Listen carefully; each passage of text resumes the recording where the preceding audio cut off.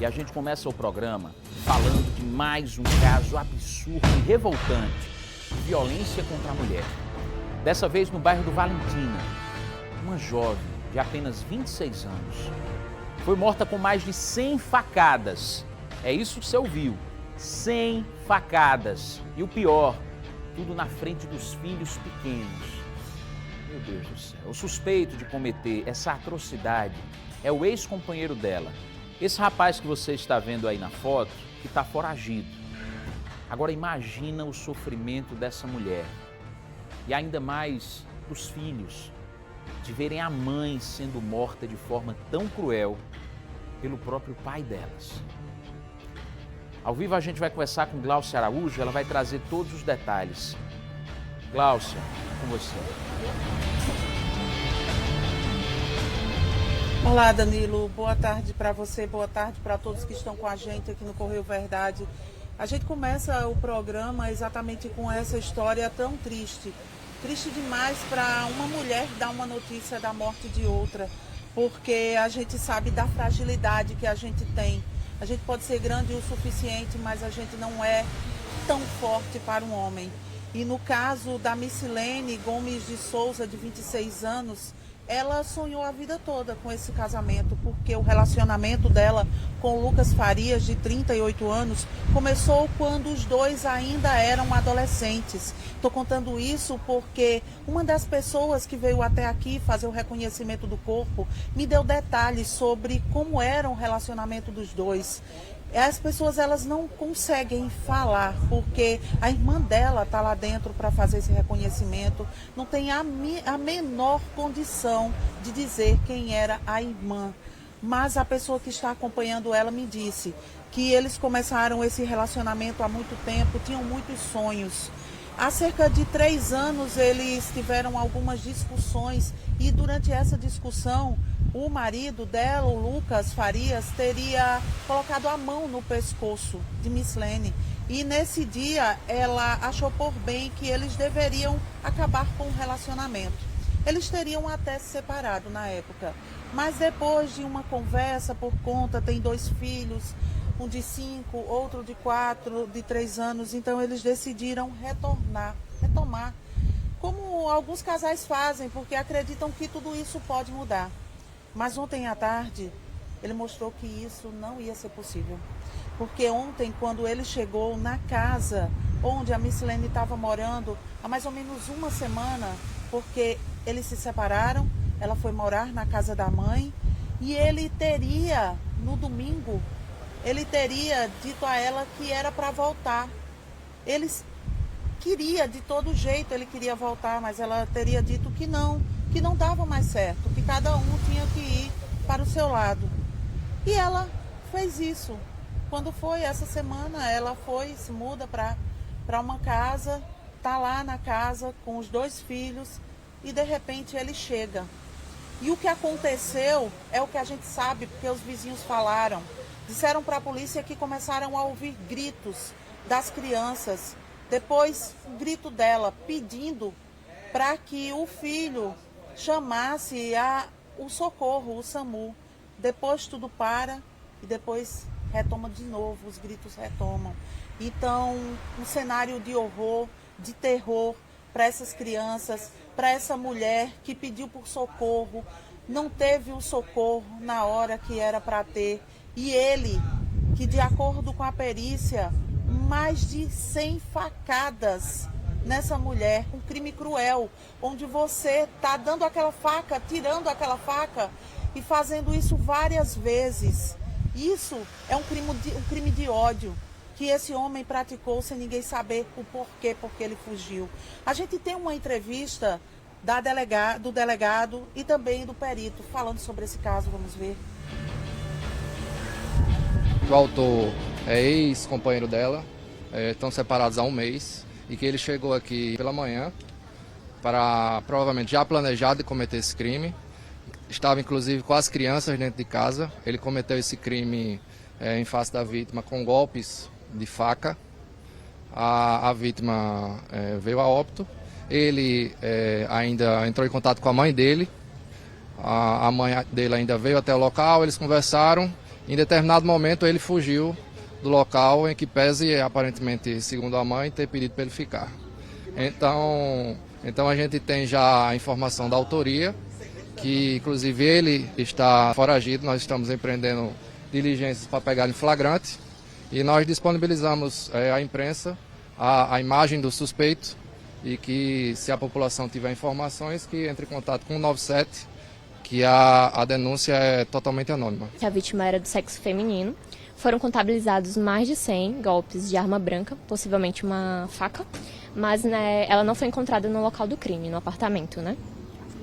As regiões que foram localizadas as lesões são quase todas, né? Cabeça, pescoço, tórax, abdômen, costas. Sim, e tinham lesões de defesa na vítima, né? Na região da mão tinham também facadas. Eu quero chamar a atenção para a informação que foi repassada para a polícia de que ele, o Lucas Farias, depois de cometer esse crime, ele tomou banho, trocou de roupa, ligou para a mãe dele e pediu para que a mãe fosse buscar os 2 filhos. Ele sai do prédio, entrega os filhos para a mãe e diz o que aconteceu. Depois ele foge.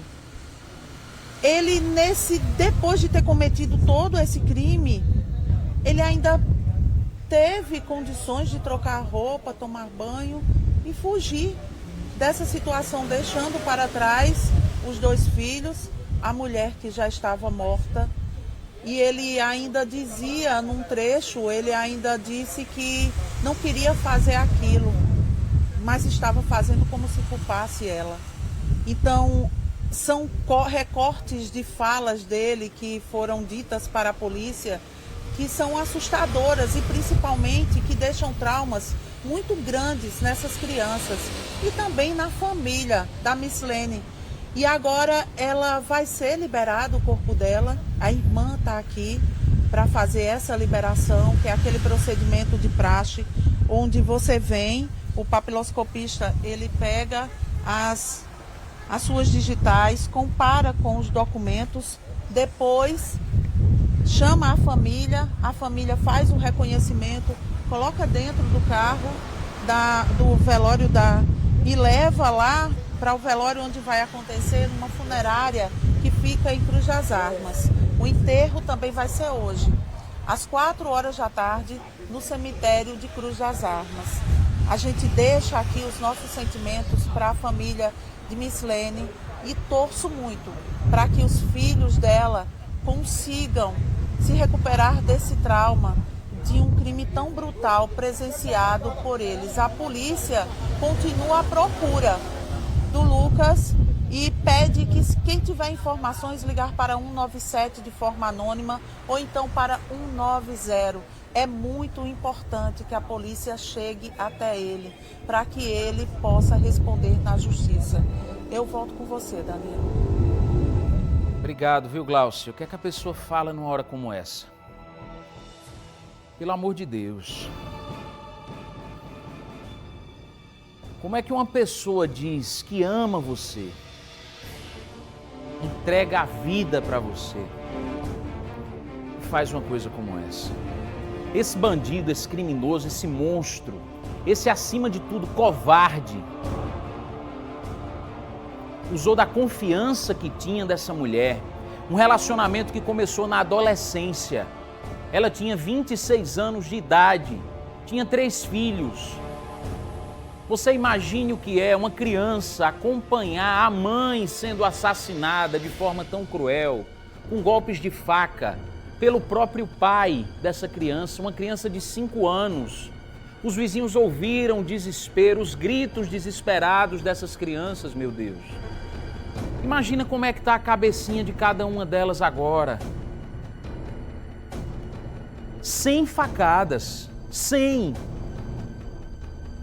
Que ódio é esse, meu Deus do céu? Que maldade, que brutalidade e a covardia de ainda ficar dizendo que não queria fazer isso, querendo colocar a culpa na mulher, na vítima. Imagina o desespero dessa mulher sofrendo cada golpe de faca desse, pedindo socorro, olhando para os filhos desesperada, sem saber o que fazer, enquanto esse covarde estava em cima dela com uma faca. 1, 2, 3, 100 vezes.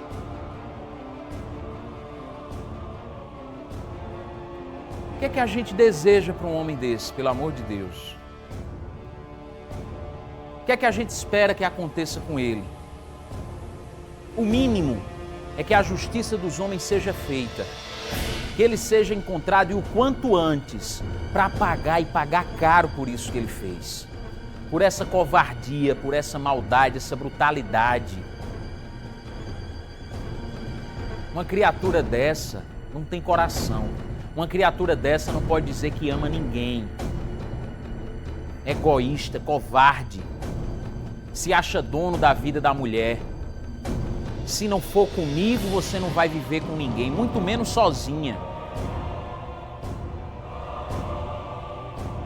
Será que você conhece a pessoa que está do seu lado? A pessoa que você divide o mesmo teto? Que você diz que ama? Porque não é um relacionamento novo, não era. Eles se conheceram ainda na adolescência, minha gente. Essa mulher tinha 26 anos. Se a gente contar 10 anos atrás que eles se conheceram, ela tinha 16. São 10 anos convivendo com um monstro dentro de casa, com a pessoa que tirou a vida dessa mulher inocente, de maneira covarde, na frente dos filhos. Como é que está a cabeça dessas crianças agora? Qual é o futuro que essas crianças têm com esse trauma no coração? Com o coração, com a alma sangrando. Imaginando sem parar, lembrando sem parar dessa cena macabra, do próprio pai em cima da mãe, tirando a vida dela. E covardemente ainda culpando essa vítima. E depois, mais covarde ainda, fugiu. Covarde, monstro. Se você tiver qualquer informação do paradeiro dele, entre em contato com a polícia, ligue para 197, que é da Polícia Civil, você nem precisa se identificar. Apenas dá essa informação para fazer com que esse monstro pague pelo que fez. Por enquanto, aqui na Justiça dos Homens, mas aquela, a mais poderosa, a mais forte de todas, que é a Justiça Divina, vai chegar para ele também. E ele vai pagar muito caro pelo que fez.